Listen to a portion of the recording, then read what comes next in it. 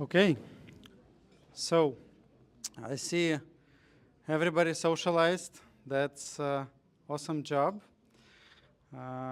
Also, those in the back, please don't be shy. Come here. The front row is absolutely free. Okay, I see. Don't go all at once. All right. So, yeah, we have Jurijs presentation. Welcome.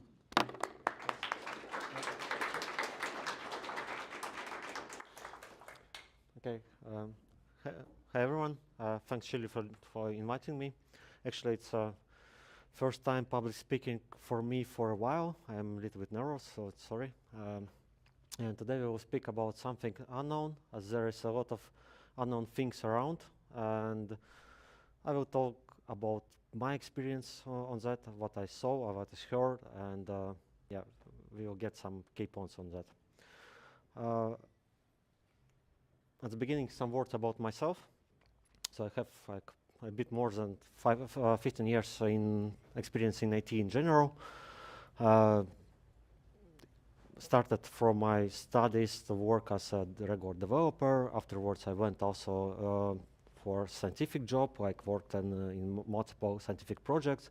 During that, I earned my PhD degree. So basically, but it was actually related to biotechnology and genetic modification analysis. And after I finished it, I thought what to do next, and I decided to jump into product development, and particularly in banking industry. And I started one local bank as a project manager, and afterward I developed myself in dev team lead, department manager, and so on. And for last 9 years, I'm working in banking, in fintech, for particular 5 years, I'm CTO at Bilderlings, a company which provides payment services. My fields of expertise is online banking and everything that's related to payments, actually. Card payments, SEPA, SWIFT payments, and so on. And we are building infrastructure for that. I have some hobbies as well. Don't have so much time for them, but yeah, anyway. It's a Gymkhana, Moto Gymkhana, as you see. Little bit CrossFit. Sometimes I run half marathons once per year at least. And yeah, goal for this year to start to play guitar. But I have guitar, but don't have time for now. And here it's my LinkedIn as well, if you wish. Okay, let's start from introduction. As I said before, there's a lot of unexpected changes occurs in industry, in our lives, and sometimes time to adapt or plays a key role. As Arthur said, it's flexibility. So we need to be flexible for everything that could happen around. And today we will go through years of one company and look at an example, what exactly happens and how company reacted to that, and get some key ideas. And yeah, small disclaimer, it's not advertisement of the company, it's just my point of view, what happened during that time. Yeah, okay, let's jump. There are two friends of mine who joined me on this presentation. Does anyone recognize them? Who doesn't know who they are? Yeah, so basically, good guy and bad guy. Basically, they will help me during today's story. The company which I will talking about is Bilderlings, basically where I'm working. It's a FCA regulated MI company. It's means like we are registered in UK, and we are providing electronic money institution. Basically, we have electronic money institution license and providing payment services for our customers. Company was established in 2015, and it had pivoted multiple different businesses. Major one was card acquiring business, basically accepting card payment on websites. There was a period of time when mobile wallet for internal payments also was developed, but I think it was worked for 1 year at least. And in 2018, we got MI license from UK. And some facts. Currently, we have 130 employees, and we are based on two offices. One is in London, like headquarters, and second operation office in Riga. We are business oriented, so we are not developing our product to sell our product. We are doing business with our product, which is completely in-house developed. And currently we have more than 200 million euro of customer assets on our accounts. So it's a kind of huge amount of money which are managing for our customers. Yeah, and basically, maybe we are not so known in Latvia. I don't know, put your hands up who heard about this company before. Quite many, actually. Yeah, but I will talk a little bit later why we are not so many popular or so much popular in Latvia. But at least website The Banks EU, which provides some different types of ratings, put us on 4th place right now between 700 MIs in all Europe. It's kind of good place. I don't know who is preparing the rating and why we are here and how we are so basically what are the criteria to get in here. But it's quite nice to be here together with Vice, for example. Yeah. Okay, let's start our journey from 2018. As I said, it was the year when company got MI license. What was at that time? Mostly acquiring business. Also, there were plans for card processing business establishment as well. So basically, to issue cards for other MI fintech companies, but it was closed because it was kind of too expensive at that point of time. But one big thing what happened during the time in the fintech darling. So basically, in Europe, two major hubs for fintech grow up. One in Lithuania, second in UK. So basically, they adopted legislation for registering fintech companies so fast and they invited everyone who wanted to get basically open businesses in that countries to provide financial services for end customers. And at the time, there were like hundreds of fintech companies licensed already. But first guy came in. Actually, it was local one. I would say it's a Latvian banking crisis. I don't know if any one of you knows what exactly does it mean and what happened in 2018. Basically, after some laundering investigation by US, one of biggest Latvian banks was taken off, and many of Latvian banks had to close some non-residual customer assets. So in the market, there are a lot of unbanked customers appeared. Basically, their businesses were dependent on banks. Bank had to close their accounts, and there's like a lot of customers which doesn't have like options to pay for their like services and so on. For banks, it's and such businesses, it's black swan. So basically, they didn't have wanted it, and it's something bad that's happened. But for fintech companies, which were basically growing at the time, it was an opportunity because there's a lot of new customers, and everyone wants to take them on board. The same thing was for Bilderlings. Basically, a decision to start business in MII field and in payment field was, as I know, very fast. I was not in the company at the time. But our basic decision to build new payment solution, basically the time from decision to build and exactly to launch it took 2 months. So in 2 months, the company launched a new payment solution and started to provide services to end customers. And on the 1st of May of 18, company got a ML license. On the 3rd of May, a company executed first external customer payment. In July, we connected to SEPA network to start sending payment automatically. So basically for end customers. It was like 3 months period of time when we basically 5 months period of time building solution for 2 months, and then 3 months more to get into SEPA and start providing payment services directly to customers. And couple of key points here. For one person, if something happens, it's a bad thing, but for others, it could be opportunities. And sometimes it's needed to find opportunities for yourself, and even if you don't know what exactly will happen afterwards. Also, sometimes it's not needed to have a strong brand, and you need just to start doing something. That is two things which help, I think, a company to start with business at the time. Okay, next year, customer increase like 5 times, number of payments increase also 5 times. Actually, it's quite easy to get such numbers when you're small.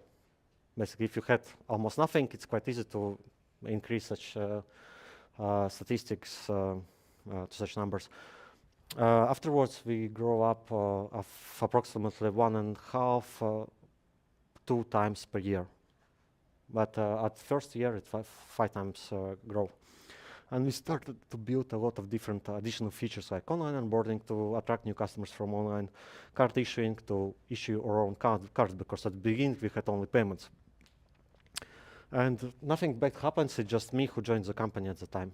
So I joined the company in 2019. But there was still a problem. Our company was not profitable. So there was cash flow gap between revenue and expenses, and a lot of manual work.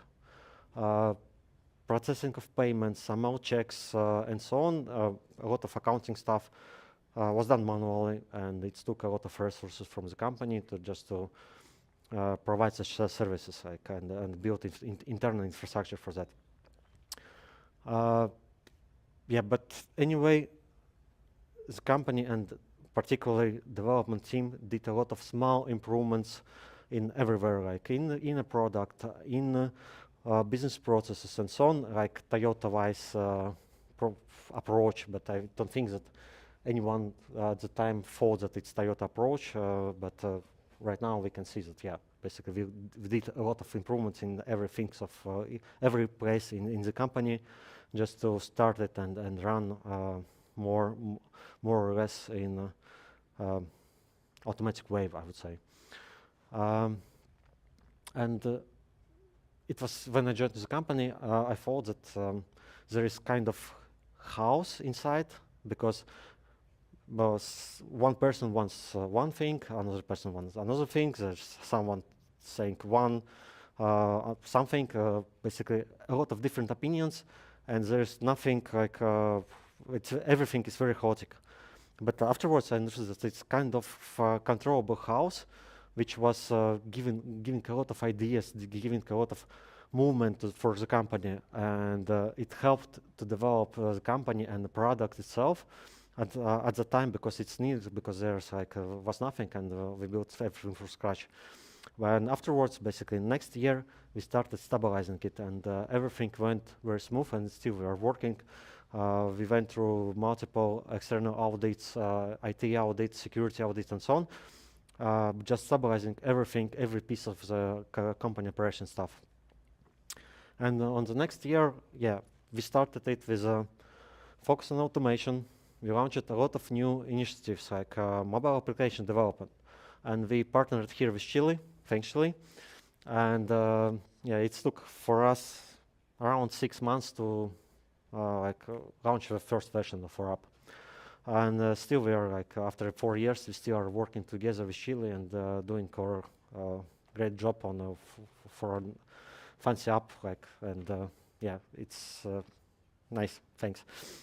We launched onboarding version 2, where a lot of automated works was built in, to remove people from the process, because it took a lot of time for person from ML, from business development, just to check all the documents which customers are sending to us, and we built this automation to automatically check documents, IDs, check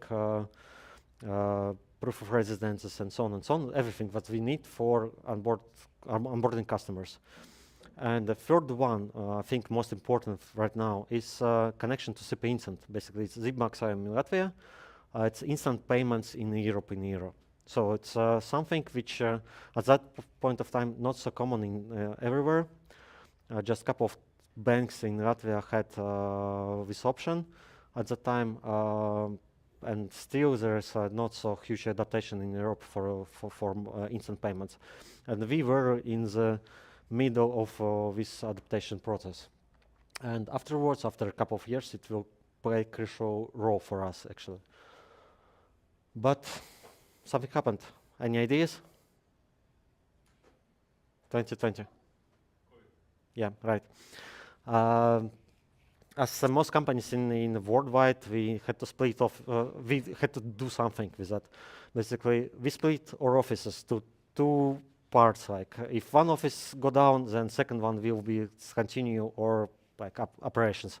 And it took 3 days for us to launch new office.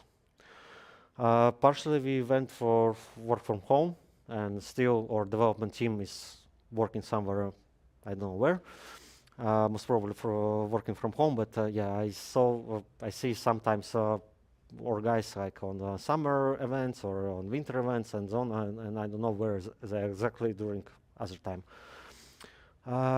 Yeah, that's something that we had to change on our regular life. But other a lot of changes initiated, like new features we started to build in. Additionally, we had to adapt to that. So we had to learn how to work remotely. That is one thing, major thing for development team at least, which we learned, and we went also through 2 months stages of team development again. So basically, and from business perspective, a lot of changes in supply chains worldwide.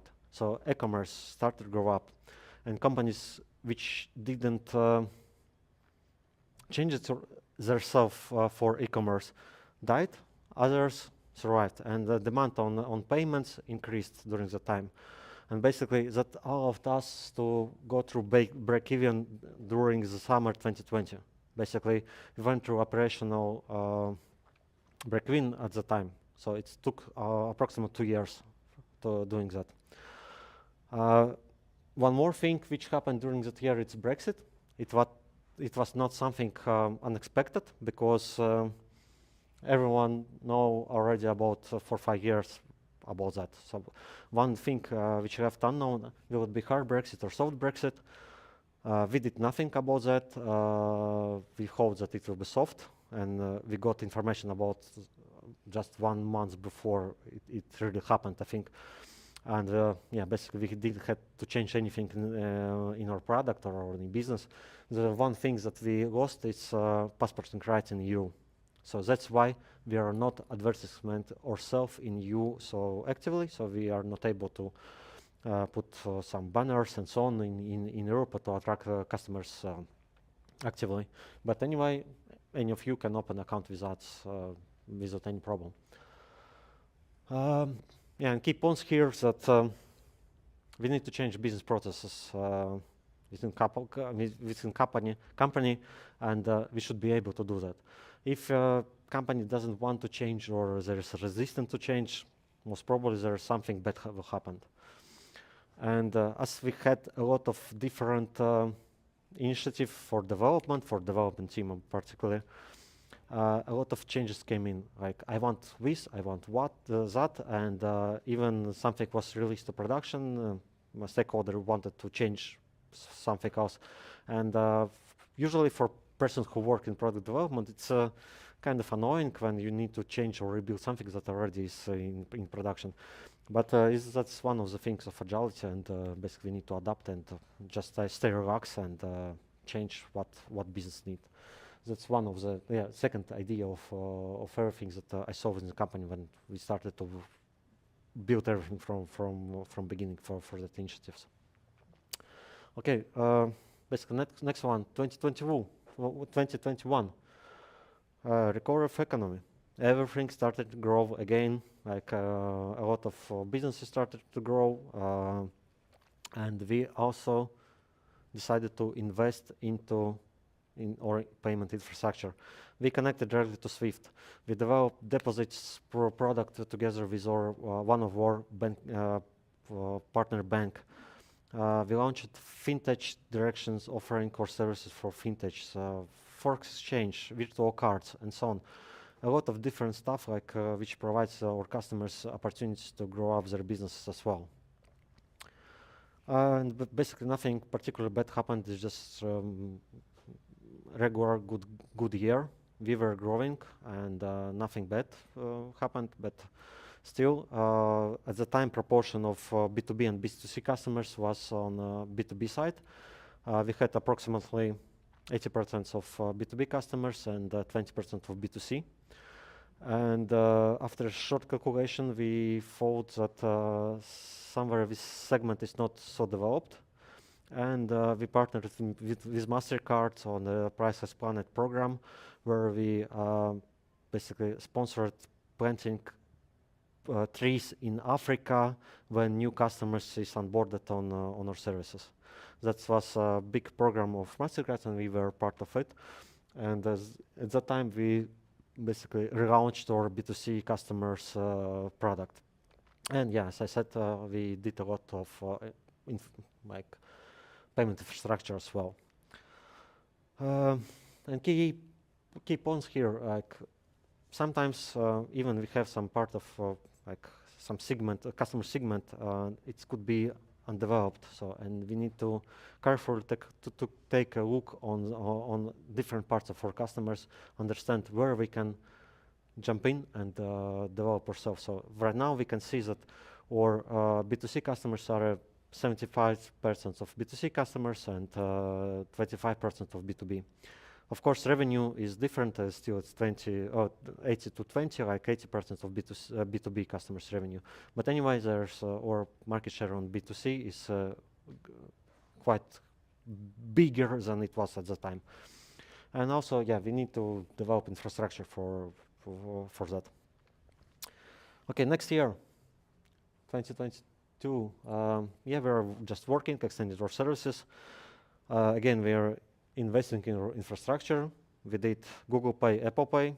It's together with Chile again, and it took again 6 months, I think, for a full project. We launched biometry for 3DS payments, basically when you accept payment by card with your mobile app. We launched cashback and virtual IBANs for fintech companies. But again, something happened. I think everyone understands what exactly. It didn't affect us directly, but changes in geopolitics and sanctions still were in place, and we had to adapt to sanctions because very strict rules how we can provide our services to customers were in place, and nothing was changed in the product itself, but a lot of internal business process had to be changed just to adapt to sanctions and everything what happening around. Second thing what happened, it's ECB started new monetary policy to fight inflation and increase the Euribor. I think every one of us who has some loans know it, feel it, like something bad. But for banks, they got additional profit from that because they put this Euribor, increased Euribor to customers. We are not doing any loans and so on, and we could not directly get anything from that. But we found legal opportunity to place some customer money on the safeguarded deposits in big banks in Europe. So basically, customer money is completely safe, but we could place part of the money from our cash to deposits and get additional revenue. That was great for us. Same thing did a lot of, but most of banks on a lot of fintechs doing the same. So you basically can get the same thing from Revolut right now, get also additional money for yourself. You could, yeah, basically, as I said before, last year before we launched deposits for customers, but we were not earning for that. But currently, here we getting additional revenue from this situation. And third one, we saw number of customers which increased. Basically, if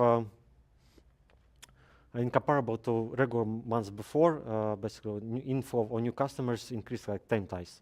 10 times. Apparently, most of them were fraud customers from different countries, from Europe, with fake IDs.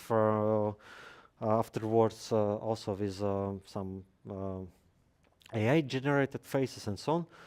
And here we had to change our products and processes to find fraud customers who are getting in-house, because we were overwhelmed with queue of new customers who had to be onboarded. That was a problem, and basically we did a lot of changes in our onboarding process just to build a wall to protect us from that part of customers. Yeah, sometimes we need to close our doors, but it was something which basically we had to do because most of the customers were closed after 2 or 3 months. But anyway, because we saw that there's like fake documents, or they did some fraudulent transactions, or whatever. Yeah, but basically we seen for customers added additional input, but most of them were fraudulent. And keep on that everything could completely change. Basically, it's just a question of flexibility, how flexible we are for that, and how fast we can change and move forward. And sometimes such changes which we should implement are not strategic ones, and sometimes they are just firefighting with something that already happened. Same case of fraud, we just had to fight with the situation, and basically did a lot of changes because of that. Okay, next year, 2023. Do you remember about the incident I said before? Here it comes, open banking. Actually started in 2018 when PSD2 directive came into place, which allowing third-party providers, external companies, to access customer bank accounts to initiate their payments. I think every one of you had used it when you're paying utility bills or paying something for internet stores, where you're just selecting your bank and putting smart ID on something, and just paying directly from your bank account and not by card. At that time, a lot of big players came into place, like so-called integrators, who integrated like most of the European banks into one system, and started to provide such services for big merchants, where basically merchant could place one widget on their website, and customer could select for the bank from one of the 1,000 banks already integrated here. Usually in Latvia you can see only 5 banks available for choosing the payment. So, and we offered a joint product, like settlement account within us, with such open banking integrated widget, and actually it worked fine. Yeah, I will show on next slide how it worked. And additionally, we developed also a lot of different additional features for payouts, like basically automatic payouts, where you can just integrate or API in your EPR or accounting solution and make automatic payment and so on, and a lot of different other functionalities. But yeah, actually it was a good year for us. But what could go wrong? Okay, it's written here already, but yeah, we saw increase on payments. Actually, during a year we did 10 times more payments than the year before. And it was a problem. Everyone was happy, additional revenue stream, like we are getting money, we are doing a lot of payments, everything fine except technology. And basically my department had to feel it on our skin basically. We were not ready for such growth. And if everything was, this system was developed from scratch somewhere here, and it was ready for some part of increase during a time, and during the time we were doing a lot of things to improve ourselves, but here we were not ready for such jump. Our database was slow, so basically we had to upgrade our instances and so on. We did a lot of refactoring of our source code for processing payments. yeah, basically a lot of things for us as development team. And sometimes, yeah, key points from it, sometimes products need to be scaled. And if you are using all technologies, sometimes it's not possible to scale in such manner which is needed. And we are trying to use all the time the latest technologies which are possible. Second point, actually, for us it was problem. For our vendors who helps us to provide payment services, it was problem as well. And we saw days when they were down because of our traffic increase. And basically, that was kind of problem for us as well, because yeah, nobody was expecting such increase in traffic. And so key point is, don't rely your vendors. Check, are they able to scale with you or not, because it could produce some problems afterwards. And if you are growing, not always such growth or uncontrolled growth is good, because if you don't see bottlenecks in your product, or systems or business processes, it could like make worse than it was before.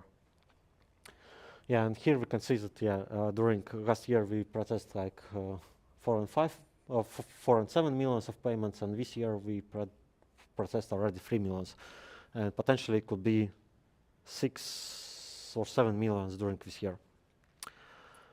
Okay, last year, 2024, yeah, we are, as usually, developing ourselves. We are going to receive new license in US, so we are going to build international business as well, and additional license in EU, because we don't have passports in here, so it's need to increase our basic financial platform. We are launching our additional features, like our own open banking services. So year before we partnered with big players on the market.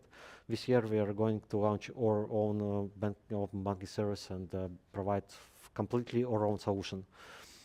Also, we are working on developing payment corridors to extend options for customers to pay in different currencies in different countries and so on. And some other features like vaults, which was released like a couple of weeks ago, like where you can get additional savings on your accounts and so on. But there is a list of huge things which we did during this year. And in particular, it was a good year for us, at least now. So we don't know what exactly will happen to tomorrow. Yeah, and during this year we are going to build transatlantic payments, and our goal is to build instant payments. Usually there is to send money from US to Europe, we are using SWIFT network, and it takes a couple of days to money to arrive. And we are going to build instant payment services for such transfers. Also, a lot of different parts could be combined together, which we developed before, to build embedded finance solution, basically open banking, virtual IBANs, payouts, and so on. Everything built in such from small pieces could be built in one embedded finance and basically white label solution, which other companies could use, like using core infrastructure, putting into different package and sell it to other customers. So that's something which are offering as well. And of course, we need to work on product stabilization. So we are doing a lot of technical debt issues. So, and that's one of the major things that we are spending approximately 30% of development capacity on technical debt, just to keep our product up to date.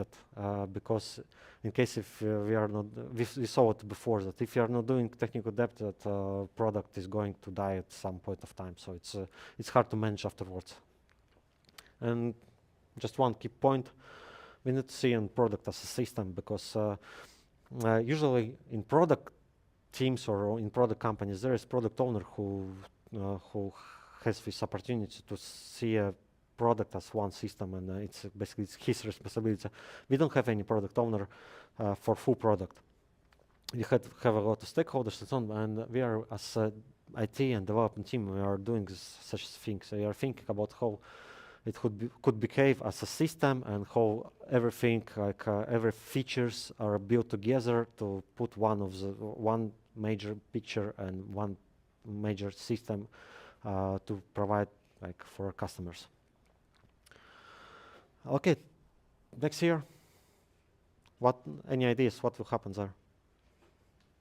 Yeah, basically we don't know yet. I hope it will be again a good year. There's a lot of changes in legislation will come, like confirmation of PAI, PSD3 directive, and so on.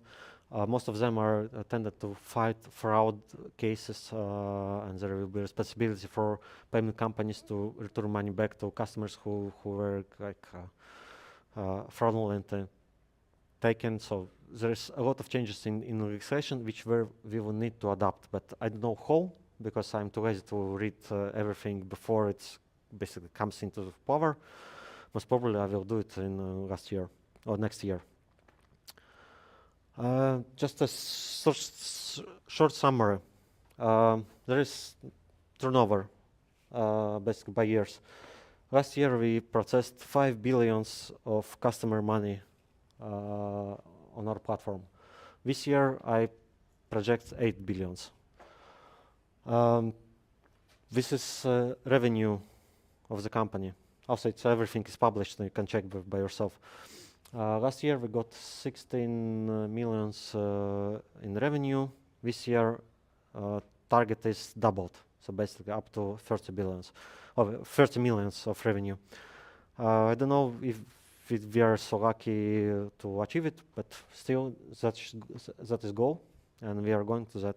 So, and one key idea from today, so it's something that I will repeat from beginning. There's a lot of opportunities, not only in business, not only in product, and also for ourselves. So we need to open new opportunities ourselves, just by taking a look outside, see what's happening around, and start doing. Also, if we don't know if it will be successful or not, or we don't need to have a plan for that. Just sometimes we need to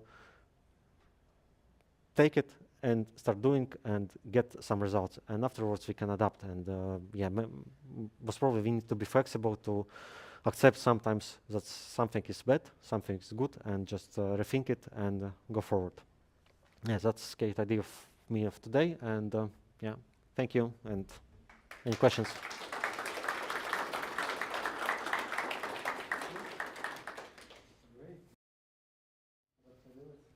So, yeah, do you have any questions? Yes. Hi. What about AI? Do you use it, and what's your expectations, and how do you see that AI will change your systems, your processes? Mm-hmm. Thank you. So our own vision is to bring everything on AI. I don't feel that we are still yet. We are using AI in some part of our systems, like for AML checks. There's some part of it is based on AI. Currently, we are launching service desk or support center on AI based, like where you can talk with a chatbot, for example. But it's not. There is not so many use cases for us to bring it into place. We are experimenting right now, and basically we have series of workshops on building AI solutions and how we can build it, and we are thinking about examples how we can utilize it. One is customer scoring, for example, fraud detection, and so on. And that's potentially places where we can build it and use it, but currently we are not here because it will take some more time to adapt these technologies. Of course, there's options we can reuse it. Additional option is for customer onboarding, when customer onboarding also could be taken through AI solution. Chat, basic customer could chat with someone and request additional documents and so on. That also we are thinking right now about that solution, but most probably it will be next year. Yeah, but we are going into that, but we are not yet. We have one more. Yes, we have actually two. All right. So, I'll start here. Thank you for sharing. The question compared, for example, because you're putting yourself like a neobank, right? I compare it with Revolut because, for example, they develop so much investment service, right? You not. They also provide a crypto service, like kind of crypto service, right? Another payment organization provides such service. Why you not doing this? Okay, great question. And by the way, next question. Yeah. Compared with this, new crypto legislation, how can affect your business? I mean, because it's make easier, you know, the payment in general. Thank you. Okay. If we compare ourselves with Revolut, so we are saying that we are kind of Revolut, but no, we are not Revolut because Revolut has banking license. So and that is everything relates to investments and so kind of a lot of services which banks could do, and we are not. Regarding investment and crypto, they have additional infrastructure for that from different companies, and they are managing everything together. Currently, we are thinking about that. So for investment, for example, we need a good partner to implement such services as well, with the license, with the infrastructure, and so on. We are too small for big players. We are looking into it, but most probably it will come also in next year. Most probably that's one of the directions where we want to develop ourselves. But yeah, we are small for big players. We're interested in thousands, 100,000 customers as Revolut. We are not so big for customer-wise. Crypto, we are going to launch it. In different shape, not as Revolut, at least at the beginning. But yeah, that is one of the direction we are working, not directly from our company, but also by partnering with other companies. But it will be on the plate. I hope in a couple of months, at least at the beginning stage, and afterwards it will be developed for more powerful solution as other companies has. Okay, we have last question here. Thank you for the presentation.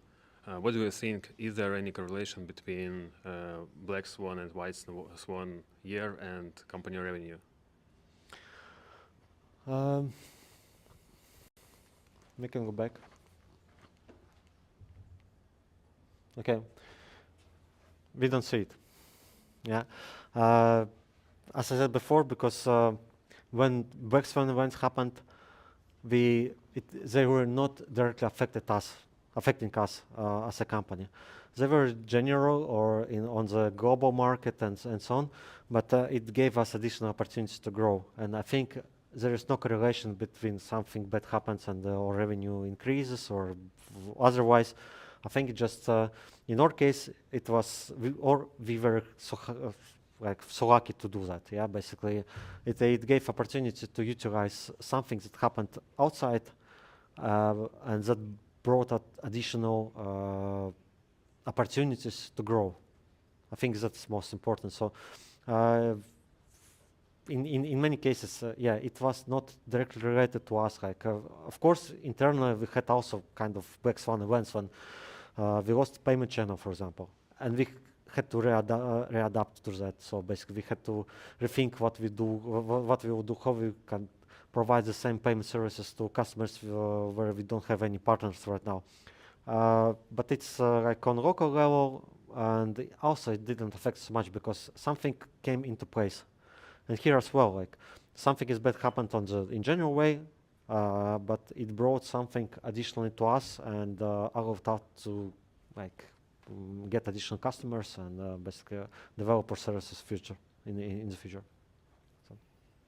Okay, great. I think that's it for today. Let's give it up a round of applause for Jurijs. Yes, thanks a lot. So I have forgot to give a present to our first speaker, but I will do it right now. Thanks again for coming. And Artur, sorry we didn't forget about you as well. There are some sweets and some signs of love and respect for coming here and sharing all the information with people. So, please follow us on LinkedIn, on our Insta, whatnot, likes, shares, you know the drill. And basically, if you are having a great content, you think that you have something to share, we're always open. So reach out to us and we will try to make it happen. Also, huge thanks for the Workland. It's our first time here. We usually were in other Workland office, but this is a much bigger place that we have to think about setting speakers maybe for the last rows. But yeah, thanks Workland for organizing this together. Yeah.